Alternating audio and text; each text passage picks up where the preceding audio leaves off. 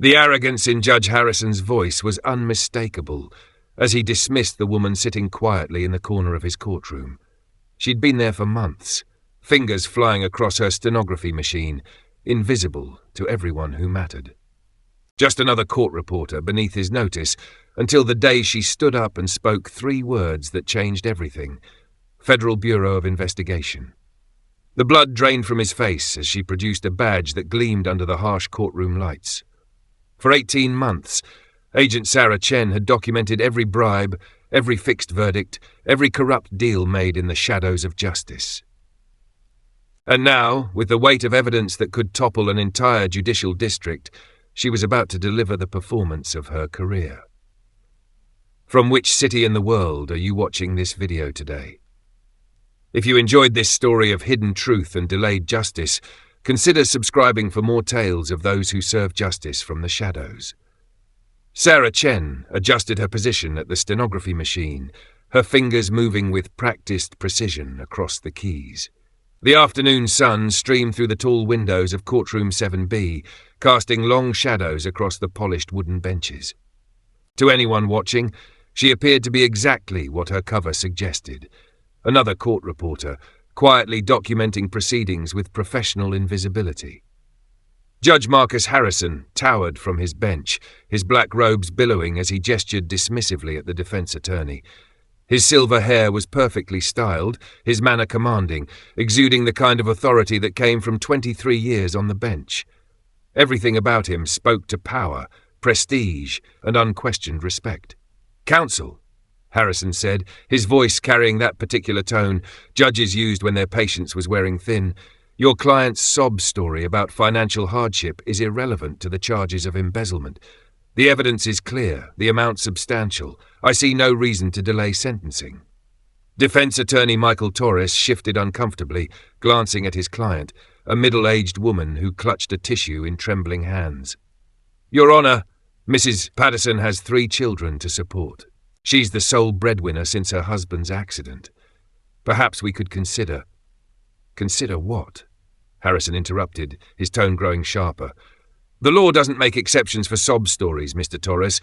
Your client stole $47,000 from her employer. That's a felony, regardless of her personal circumstances." Sarah's fingers never paused in their transcription, but her trained ear caught something the others missed, a slight emphasis on the word felony, a tone that suggested satisfaction rather than regret.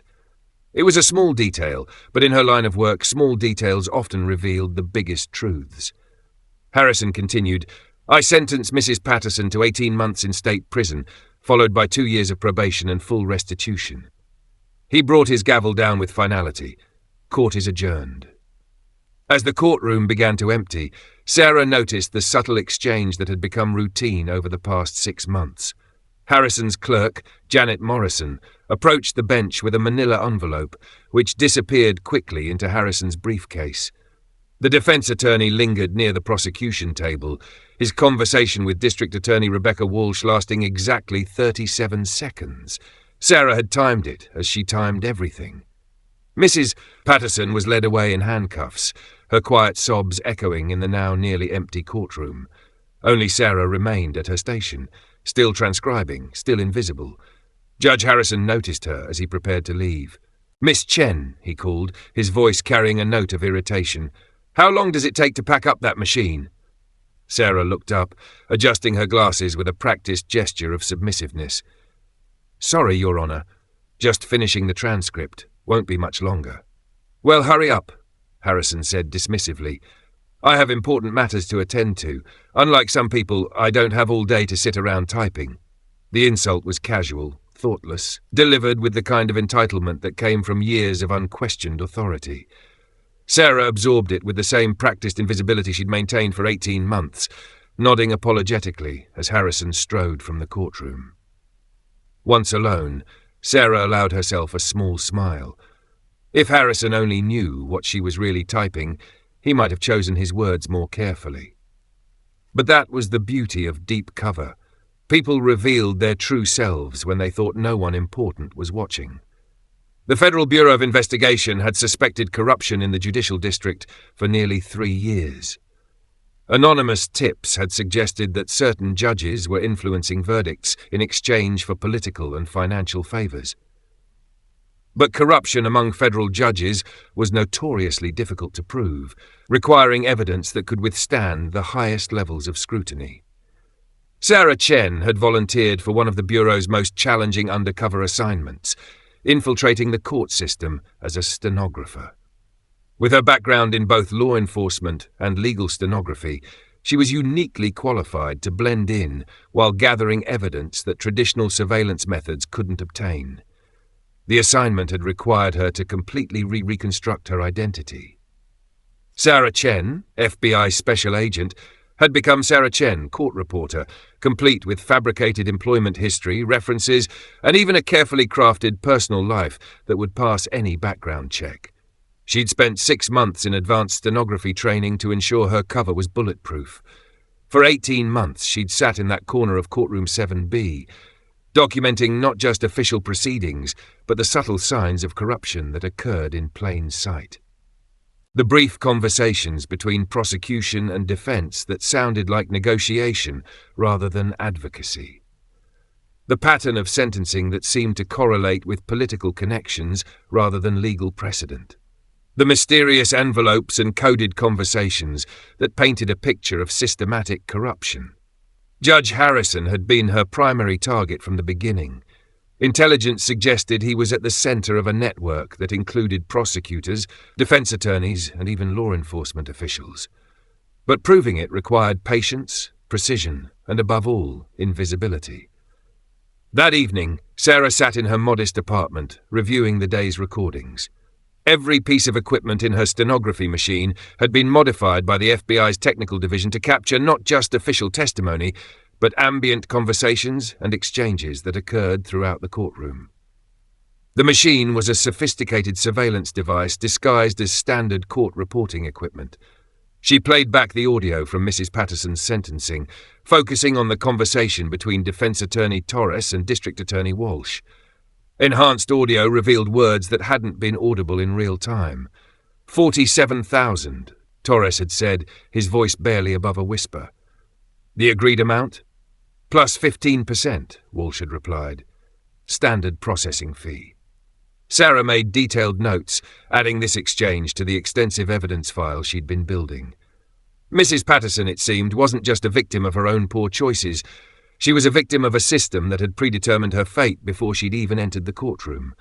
Her secure phone buzzed with an encrypted message from her handler, Agent Director James Knox.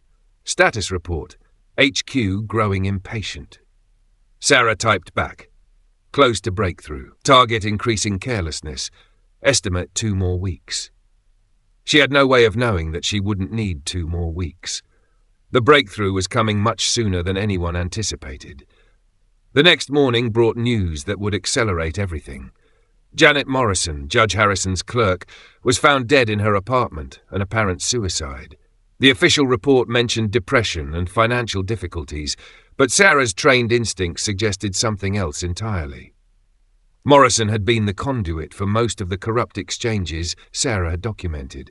Her death, just days before the federal fiscal year audit that might have exposed financial irregularities, seemed suspiciously convenient. At the courthouse, the atmosphere was subdued. Staff whispered in small groups, their conversations focused on Morrison's sudden death.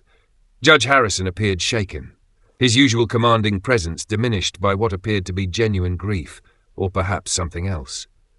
Terrible tragedy, Harrison said to anyone who would listen. Janet was like family to me. 20 years of dedicated service. I don't know how we'll manage without her. Sarah observed these interactions with trained attention, noting the subtle inconsistencies in Harrison's behavior. His grief seemed performative, calculated for maximum sympathy. More importantly, she noticed him making several phone calls throughout the morning. Unusual behavior for someone supposedly in mourning. During the lunch recess, Sarah followed her usual routine of remaining in the courtroom to organize her transcripts. In reality, she used this time to plant surveillance devices and gather intelligence from conversations she wasn't supposed to hear. Harrison had forgotten to close his chamber's door completely. Through the gap, Sarah could hear him on the phone, his voice carrying the edge of panic she'd never heard before. "Yes, I understand the implications," Harrison was saying, "but Janet's death changes everything. She knew too much, had access to too much. We need to accelerate the timeline." A pause, then, "What do you mean the stenographer? She's nobody, just types whatever she hears. These people don't think, they just transcribe." Sarah's blood ran cold. They were discussing her, apparently considering whether she posed a threat to whatever operation they were running. "Fine," Harrison continued, "but if there's any indication she's seen or heard something she shouldn't have, we need to be prepared to act. We've come too far to let some secretary with a typing machine bring us down." The conversation ended abruptly, followed by the sound of Harrison's door closing firmly. Sarah maintained her position at the stenography machine, but her mind was racing.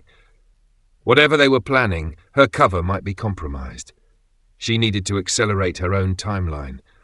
That afternoon, Sarah made a decision that would either make her career or end it. Using equipment provided by the FBI's technical division, she began recording everything. Not just official court proceedings, but every conversation, every exchange, every moment that occurred in Courtroom 7B. The technology was risky. If discovered, it would expose her immediately. But Morrison's death had convinced her that time was running out, both for her investigation and potentially for her safety. For the next 3 days, Sarah captured everything. Harrison's conversations with attorneys about predetermined verdicts, his meetings with political figures about favorable rulings on development projects, his coordination with prosecutors to ensure certain cases received minimal sentences in exchange for political contributions. But the most damning evidence came on Thursday afternoon, when Harrison thought the courtroom was empty. Sarah had remained at her station, supposedly transcribing the day's proceedings, when Harrison received an unexpected visitor, District Attorney Walsh, along with 2 men Sarah didn't recognize. "The Patterson woman is becoming a problem," Walsh was saying. "Her family is asking questions about the sentence. They've hired a private investigator to look into judicial bias." Harrison's response was immediate and chilling. "Then we silence them the same way we silenced Morrison. 1 suicide is tragic. 2 suicides is suspicious. But accidents happen all the time." Sarah's training kept her hands moving across the stenography machine, maintaining her cover even as she recorded what amounted to a confession of murder and a conspiracy to commit more violence. One of the unidentified men spoke up. "What about the court reporter? She hears everything."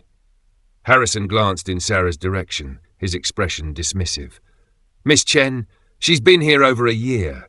If she was going to cause problems, we'd know by now. These people are trained not to listen, just to type.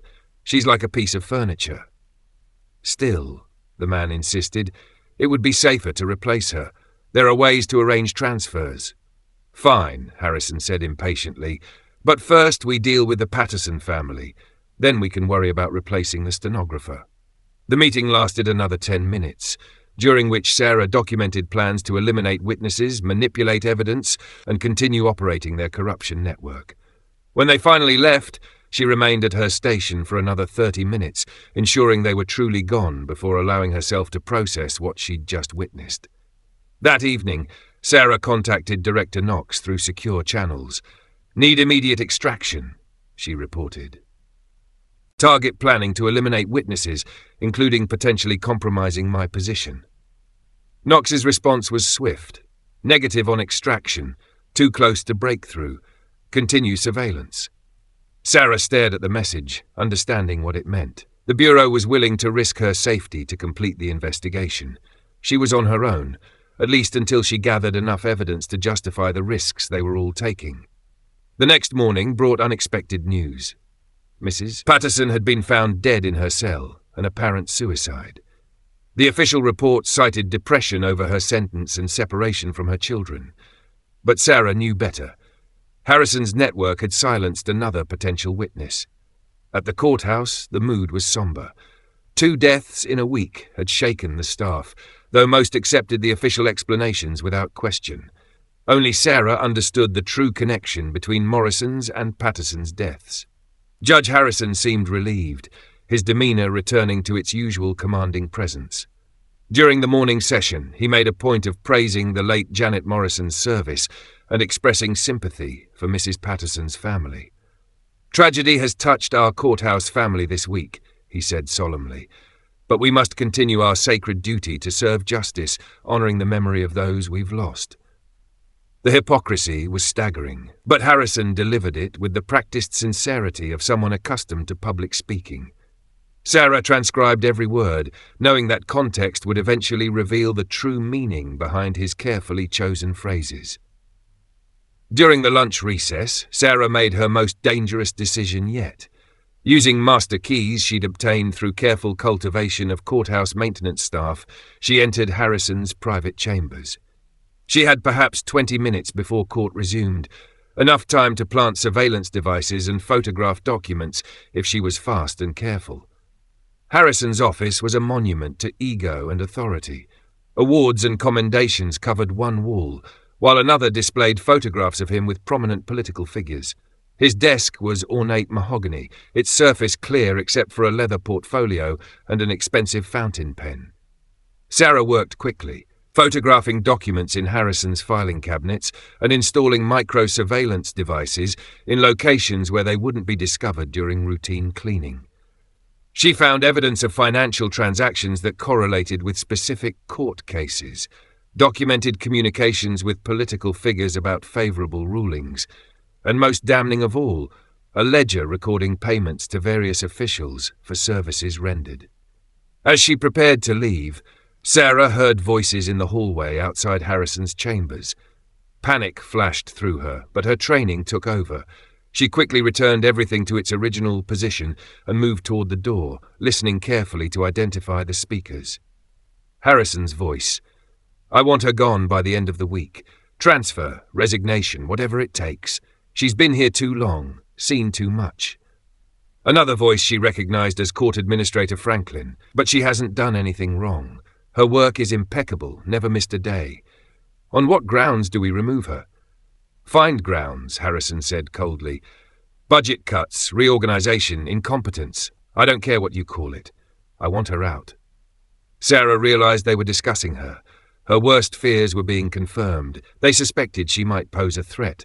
She had perhaps days before they moved against her, either through official channels or more direct methods. She managed to slip out of Harrison's chambers undetected, returning to the courtroom with minutes to spare before the afternoon session began. But as she took her position at the stenography machine, she noticed Harrison watching her with an expression she'd never seen before, calculation mixed with suspicion. That evening, Sarah made another encrypted contact with Director Knox. Cover potentially compromised. Target discussing my removal. Request permission to surface. Knox's response arrived 2 hours later. Permission granted. Initiate exposure protocol at your discretion. Backup en route. Sarah felt a mixture of relief and apprehension. After 18 months of living as someone else, she was finally authorized to become herself again. But the transition would be dangerous, requiring precise timing and flawless execution. She spent the weekend preparing for what she privately called the reveal. Her evidence was extensive, hundreds of hours of recorded conversations, thousands of photographs documenting financial irregularities, testimony from witnesses who had been silenced before they could speak publicly. She had enough evidence to bring down not just Judge Harrison, but an entire network of corrupt officials. Monday morning arrived with unseasonable clarity, the autumn air crisp and clean as Sarah walked into the courthouse for what would be her final day as a stenographer. She carried her modified equipment, her secure recording devices, and most importantly, her genuine FBI credentials. The morning session proceeded normally, with Harrison presiding over a fraud case involving a local business owner accused of tax evasion. Sarah transcribed the proceedings while simultaneously recording everything for her final evidence package. During a brief recess, Court Administrator Franklin approached her station. "Miss Chen, Judge Harrison would like to see you in his chambers after today's session. Something about your employment status." Sarah nodded politely, understanding that this was likely her last opportunity to gather evidence before they moved against her. "Of course, Mr. Franklin. I'll see him as soon as we adjourn." When the session ended at 4:30 p.m., Sarah gathered her equipment and walked toward Harrison's chambers. The courthouse was emptying, most staff eager to begin their weekend. Only a few people remained, including Harrison, Franklin, and District Attorney Walsh. Sarah knocked on Harrison's door, hearing his voice call, "Enter." She stepped into his chambers to find Harrison seated behind his desk, Walsh standing nearby, and Franklin positioned by the door. The arrangement was clearly intended to be intimidating, 3 authority figures surrounding one seemingly helpless court reporter. "Miss Chen," Harrison began, his voice carrying the authoritative tone he used in court, "we need to discuss your future employment with this court." Sarah maintained her submissive posture, adjusting her glasses nervously. "Yes, Your Honor. Is there a problem with my work?" "Not exactly a problem," Harrison replied, leaning back in his chair, "but we're undergoing some reorganization. Budget cuts, you understand. We need to reduce our stenography staff." Walsh stepped forward, her expression professionally sympathetic. "We know this comes as a shock, Miss Chen. You've been a reliable employee, but fiscal realities require difficult decisions." Sarah looked between them, allowing confusion and distress to show on her face. "But I don't understand. My evaluations have always been excellent. Judge Harrison, you've never expressed any dissatisfaction with my work." "This isn't about your work," Franklin interjected. "It's about efficiency. We're transitioning to digital recording systems. Stenographers are becoming obsolete." Harrison nodded approvingly at Franklin's explanation. "Exactly. Nothing personal, Miss Chen. Simply progress. Technology moving forward, leaving some positions behind." Sarah felt the moment building toward its climax. These 3 had orchestrated the deaths of at least 2 people, corrupted countless court proceedings, and stolen hundreds of thousands of dollars in bribes and kickbacks. And now they were dismissing her as an obsolete piece of equipment, unaware that she had documented every detail of their criminal enterprise. "I see," Sarah said quietly, her voice carrying just the right note of defeated acceptance. "When would this transition take place?" "Immediately," Harrison replied. "Today is your last day. Franklin has prepared your final paperwork and severance check." Walsh smiled with false warmth.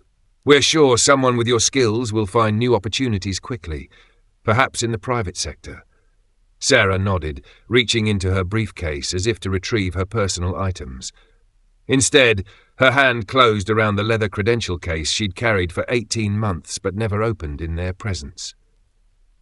"Actually," she said, her voice changing subtly, dropping the submissive tone she'd maintained for so long, "I think there might be some confusion about my employment status." Harrison frowned at the change in her demeanor. "What do you mean?" Sarah stood slowly, her posture transforming from hunched submission to confident authority. When she spoke again, her voice carried the unmistakable tone of someone accustomed to commanding attention and respect. "I mean, Your Honor, that my real employer might have something to say about this termination." She opened the credential case, revealing her genuine FBI badge and identification. The gold shield caught the light from Harrison's desk lamp, gleaming with governmental authority that superseded anything in the room. "Special Agent Sarah Chen, Federal Bureau of Investigation," she announced formally. "You're all under arrest for conspiracy, bribery, obstruction of justice, and murder." The silence that followed was absolute. Harrison's face drained of color, his mouth opening and closing without sound. Walsh took a step backward, her hand instinctively reaching for her phone. Franklin simply stared, unable to process the transformation he was witnessing. "This is impossible," Harrison finally managed. "You're a stenographer. You've worked here for over a year." 18 months, Sarah corrected. 18 months of documenting every bribe you've taken, every verdict you've fixed, every conversation you thought no one important was hearing. She reached into her briefcase again, this time producing a digital recording device. "Including your discussion last Thursday about eliminating the Patterson family and your admission to murdering Janet Morrison." Harrison's composure cracked completely. "You can't use any of that. It was obtained illegally, without warrants." Sarah smiled for the first time since revealing her identity. "Actually, Your Honor, everything was obtained with proper judicial oversight.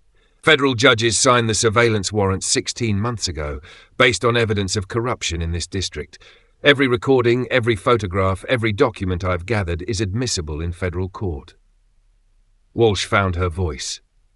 "This is entrapment. You posed as a court employee under false pretenses." "I posed as a federal agent working undercover with proper authorization," Sarah replied, "which is not only legal, it's exactly how we investigate public corruption." Franklin, who had been edging toward the door, suddenly bolted. Sarah had anticipated this, and her backup was in position. Within seconds, FBI agents entered the chambers, their weapons drawn but not threatening. "Agent Chen," called the lead agent, Director Knox himself. "Status?" "3 suspects in custody," Sarah replied professionally. "Evidence secured. Case concluded." Harrison made one final attempt to salvage the situation. "You have no idea what you've done. The people I work with, the connections I have, this goes far beyond what you understand." "Actually," Knox interjected, "we understand perfectly. Your network includes 12 judges across 3 states, 8 prosecutors, 14 defense attorneys, and 6 law enforcement officials, all of whom are being arrested simultaneously as we speak." The scope of the revelation clearly shocked Harrison, who slumped in his chair as the full magnitude of the investigation became clear. Sarah looked around the chambers one final time, seeing it now from her true perspective rather than through the lens of her cover identity. The awards and commendations on Harrison's wall represented not achievement, but the facade behind which he'd hidden his crimes. The photographs with political figures documented not prestige, corruption. "Your Honor," she said, using his title one last time, "you were right about one thing. I am just someone who types what she hears. The difference is I was typing for a jury that actually cares about justice." As FBI agents led Harrison, Walsh, and Franklin from the chambers in handcuffs, Sarah began the process of securing evidence and preparing for what would be one of the largest judicial corruption trials in recent history. 6 months later, Sarah Chen sat in a federal courtroom, this time not as an undercover stenographer, but as the star witness in United States v. Smathought Harrison. Her testimony, supported by hundreds of hours of recordings and thousands of documents, painted a picture of systematic corruption that had infected an entire judicial district. Judge Harrison received a sentence of 25 years in federal prison with no possibility of parole. District Attorney Walsh received 18 years. Court Administrator Franklin, who cooperated fully and provided additional evidence, received 8 years. But perhaps more importantly, the investigation Sarah had initiated led to the overturning of 127 wrongful convictions, including cases where defendants had been sentenced based on predetermined verdicts rather than evidence and law. Mrs. Patterson's children, who had been left orphaned by their mother's suicide, received a substantial settlement from the federal government and saw their mother's name cleared of all charges. During her testimony, when asked how she had maintained her cover for 18 months while documenting such extensive criminal activity, Sarah had replied, "Your Honor, the most powerful surveillance tool isn't technology, it's invisibility. When people think you're just furniture, they show you who they really are." The case became a textbook example of federal undercover operations, studied at FBI training academies and law schools across the country. But for Sarah, the true satisfaction came from knowing that justice had finally been served to those who had perverted it for their own gain. As she left the courthouse after the sentencing, Sarah reflected on the words Judge Harrison had spoken 18 months earlier. "These people don't think, they just transcribe." He had been wrong about many things, but perhaps most wrong about assuming that transcription was merely mechanical. In the end, it was her careful documentation of truth that had brought down his empire of lies. Some cases, Sarah had learned, required more than conventional investigation. Sometimes justice needed someone willing to become invisible, to endure months of insults and dismissals, to be treated as less than human in order to document how power could corrupt even those sworn to uphold the law. The stenographer's chair in Courtroom 7B remained empty for months after the trial, a silent reminder of how 18 months of patient observation had exposed decades of corruption. When a new stenographer was finally hired, she found a small plaque discreetly mounted beneath the desk, visible only to whoever sat in that position. "Truth transcribed is justice preserved. Have you ever wondered who might be watching when powerful people think no one important is listening? Share your thoughts in the comments below, and consider subscribing for more stories of justice served from unexpected places.